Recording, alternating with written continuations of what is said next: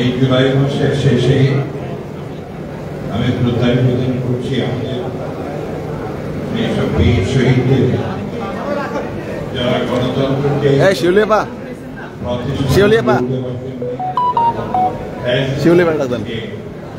পরাজিত করবার জন্য বুকের তাজা রক্ত রাজপথে দিয়েছেন। উপরে উপরে উপরে জায়গা করছি এই দেশের গণতান্ত্রিক আন্দোলনের জন্য তিনি আজীবন সংগ্রাম করেছেন। অসুস্থ অবস্থায় তিনি চিকিৎসাধীন আছেন। আমাদের গণতন্ত্রের আপসিক নীতি বিষয়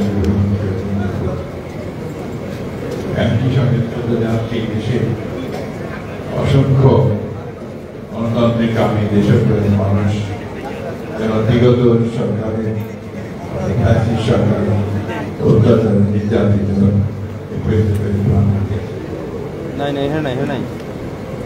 আমি আল্লাহর কাছে দোয়া চাইছি যত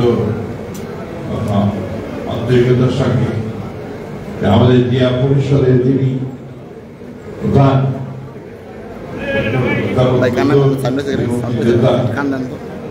দীর্ঘকাল অসুস্থ হয়ে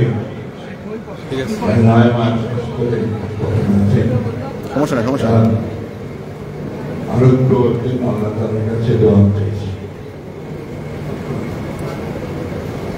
আপনারা এখানে যারা উপস্থিত আছেন তারা সবাই সমাজের অত্যন্ত বিশিষ্ট ব্যক্তি। কেউ শিক্ষক আছেন, কেউ অধ্যাপক, কেউ প্রশিক্ষক, আপনার প্রকৌশলী, কেউ আছেন শিক্ষক, এবং আমি যত জানি ব্যাংকার, ব্যাংকের সবাই আছেন। পেশাজীবীরাই মূলত জিয়া পরিষদে জড়িত আছে। জিয়া পরিষদ যখন গঠন করা হয় তখন সকল যারা গঠন করেছিলেন তাদের মূল উদ্দেশ্য ছিল যে বাংলাদেশের রাজনৈতিক ইতিহাসে যে অসাধারণ মেধা সম্পন্ন এবং সাহসিক সৎ নেতার জন্ম হয়েছিল শহীদ প্রেসিডেন্ট জিয়াউর বীর উত্তম, তার জীবনীকে জীবনকে ভবিষ্যৎ প্রজন্মের কাছে তুলে দেওয়ার জন্য জিয়া পরিষদ আমার মনে হয় প্রতিষ্ঠা করা হয়েছে। আমি বারবার তাদের জিয়া পরিষদের সঙ্গে যখন কথা বলি এই বলার চেষ্টা করি যে আপনাদের কাজ তো রাস্তায় স্লোগান দেওয়া হয়, আপনাদের কাজ জিয়ার বিভিন্ন দিকগুলোকে জনগণের সামনে তুলে ধরা, রিসার্চ করা এবং সেটাকে ভবিষ্যৎ প্রজন্মের সামনে তুলে ধরা। কিছু কিছু কাজ তারা করেছেন, আমার মনে হয় এটা আরো গভীরভাবে সুনির্দিষ্ট লক্ষ্যকে সামনে রেখে এই কাজগুলো করা দরকার। আজকে জাতি একটা ক্রান্তিকালে পৌঁছে,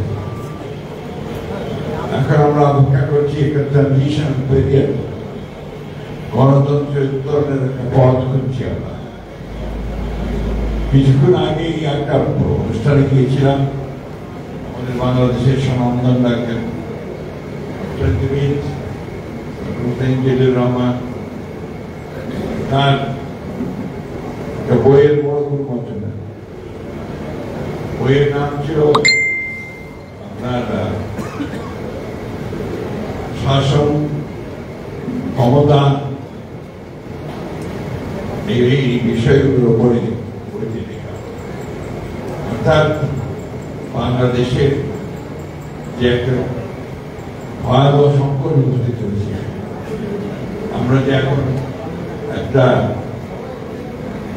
রাজনৈতিক শূন্যতা ও অর্থনৈতিক বিনিয়োগ একটা প্রতিকূল অবস্থার মধ্যে দিয়ে যাচ্ছি, সেখান থেকে বেরিয়ে এসে একটা রাজনৈতিক অর্থনৈতিক কাঠামো এটা বাংলাদেশের মানুষের জন্য কল্যাণকর হবে তাকে নিরূপণ করা হবে। আসলে আওয়ামী লীগ যে ফ্যাসিস্ট শক্তি তারা যে ক্ষতিটা বাংলাদেশের এই ক্ষতিটা পূরণ হতে কিন্তু আপনারা এত সহজে হবে না। তারা সমস্ত প্রতিষ্ঠানগুলোকে ধ্বংস করেছে। শুধুমাত্র বিচার বিভাগ অথবা আপনার শাসন অথবা অন্যান্য স্বাস্থ্য বিভাগ ইউনিভার্সিটিগুলোকে ধ্বংস করেনি, তারা রাজনৈতিক দলগুলোকেও ক্ষতিগ্রস্ত করেছে। দীর্ঘ 15 বছর অত্যাচার নির্যাতন করে এই গণতন্ত্রকামী যে রাজনৈতিক দল তাদের স্ট্রাকচার সেটা বিনষ্ট করেছে, অর্থনীতিকে ধ্বংস করেছে। আপনি সবাই জানেন।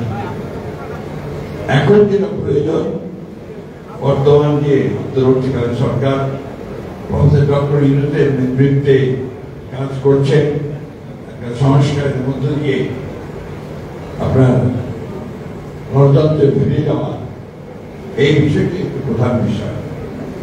আমরা এটা আগে উপলব্ধি করেছিলাম।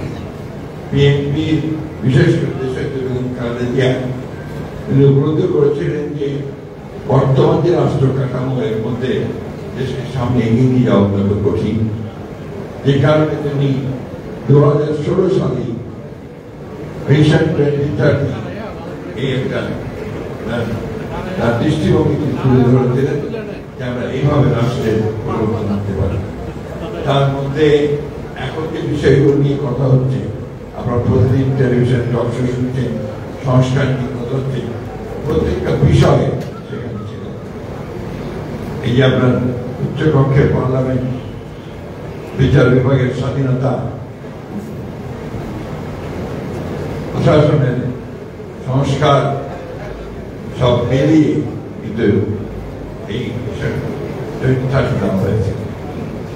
একইভাবে আমাদের নেতা যেমন তারেক রহমান সাহেব তিনি 2022 সাল একটি দফা কর্মসূচি দিয়েছিলেন, আমূল রাজনৈতিক